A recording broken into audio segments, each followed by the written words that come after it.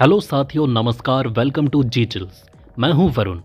भारत के वीटो के सामने झुक गए चीन। रूस ने भी दिया भारत का साथ और पाकिस्तान का हो गया तगड़ा इलाज। भारत ने बचा लिया तुर्की को, लेकिन तुर्की ने छोड़ दिया पाकिस्तान का साथ। भारत की कूटनीति के सामने फेल हो गई चीन और पाकिस्तान की दोस्ती। आखिरकार चीन और पाकिस्तान को समझ आ गया भारत के वीटो का पावर।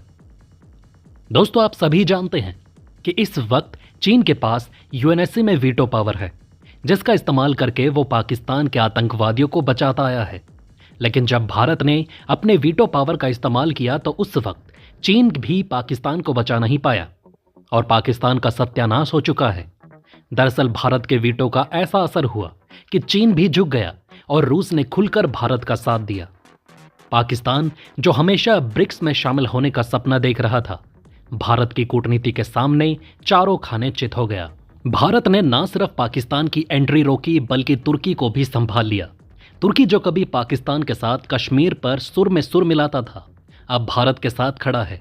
और इसी का नतीजा है कि तुर्की को ब्रिक्स के पार्टनर कंट्रीज में जगह मिल गई।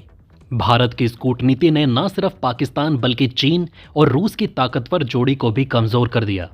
भारत ने एक बार फिर साबित कर दिया कि वैश्विक राजनीति में उसकी पकड़ कितनी मजबूत है। और खास करके ब्रिक्स में भारत के मास्टर स्ट्रोक के सामने चीन और रूस बेबस नजर आ रहे हैं, जो लगातार ब्रिक्स को एक्सपेंड करना चाहते हैं और पाकिस्तान जैसे देश को इसमें शामिल करना चाहते हैं। ब्रिक्स की सदस्यता का सपना संजोए बैठे पाकिस्तान को ऐसा झटका लगा है कि उसके हुक्मरान खुद को दुनिया के सामने शर्मिंदा महसूस कर रहे हैं। भारत के विरोध के बाद पाकिस्तान को न सिर्फ ब्रिक्स की सदस्यता से वंचित किया गया, बल्कि उसे पार्टनर कंट्रीज की लिस्ट में भी जगह नहीं मिली। अब देखिए तुर्की की चालाकी। जो तुर्की कभी कश्मीर पर पाकिस्तान का सबसे बड़ा हमदर्द बना फिरता था, उसने अब कश्मीर की रट लगाना छोड़ दिया और खुद को ब्रिक्स पार्टनर कंट्रीज में शामिल करवा लिया। राष्ट्रपति एर्दोगान के बदले रुख ने भारत को संतुष्ट कर दिया और भारत ने उसकी दावेदारी का विरोध नहीं किया।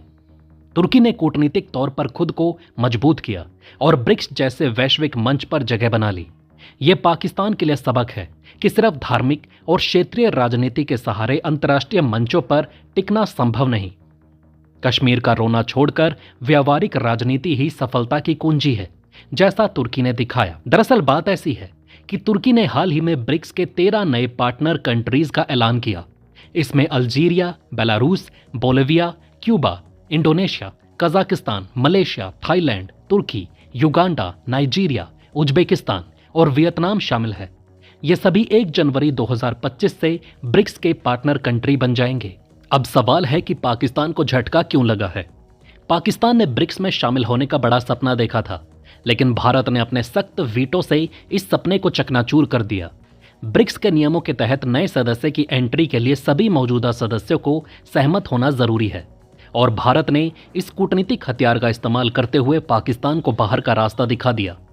सबसे हैरानी की बात यह है कि चीन और रूस, जो पाकिस्तान के करीबी माने जाते हैं, भारत के सख्त रुख के सामने झुक गए। पाकिस्तान में अब गुस्सा उबल रहा है। वहां की मीडिया और जनता सरकार से सवाल कर रही है कि उनका आयरन ब्रदर चीन और पुराना दोस्त रूस कहां गायब हो गया। इस झटके का बड़ा कारण सिर्फ भारत का विरोध नहीं, बल्कि तुर्की की कूटनीति है। तुर्की, जो कभी कश्मीर पर पाकिस्तान के सुर में सुर मिलाता था, अब भारत के साथ खड़ा दिख रहा है। राष्ट्रपति एर्दोगान ने कश्मीर पर रुख बदलते हुए भारत से संबंध मजबूत किए और ब्रिक्स के पार्टनर कंट्रीज में जगह बना ली। वहीं पाकिस्तान, जो चीन के सहारे ब्रिक्स में घुसने की कोशिश कर रहा था, लिस्ट से बाहर रह गया। चीन ने अपने ऑल वेदर फ्रेंड पाकिस्तान को सपोर्ट क्यों नहीं किया? इसका जवाब भारत की कूटनीतिक ताकत है। चीन समझता है कि भारत की मौजूदगी ब्रिक्स को मजबूत बनाती है और भारत से टकराव उसके लिए व्यापार और कूटनीति दोनों में नुकसानदेह हो सकता है। पाकिस्तान को अब समझना होगा कि सिर्फ कश्मीर का रोना रोने से अंतर्राष्ट्रीय मंचों पर जगह नहीं मिलती। मजबूत अर्थव्यवस्था और प्रभावी कूटनीति ही उसे ऐसे झटकों से बचा सकती है। ये भारत की कूटनीति की जीत और पाकिस्तान के लिए एक बड़ा सबक है। ब्रिक्स टॉपिक पर लगातार नए नए अपडेट सामने आ रहे हैं, जिस पर हम आगे भी वीडियो लाते रहेंगे। अब आपके लिए एक ट्रेंडिंग अपडेट। इजराइल बोला हमास चीफ हानिये को हमने मारा। हत्या के बाद पहली बार स्वीकार किया। जुलाई में ईरान में मारा गया था हानिये। तो चलिए फिर मिलते हैं एक और नई अपडेट के साथ। तब तक के लिए आप हमारे प्लेलिस्ट को देख सकते हैं, जिसका लिंक नीचे कमेंट बॉक्स में दिया गया है। इसके साथ ही वीडियो को लाइक करके चैनल को सब्सक्राइब ज़रूर कर लें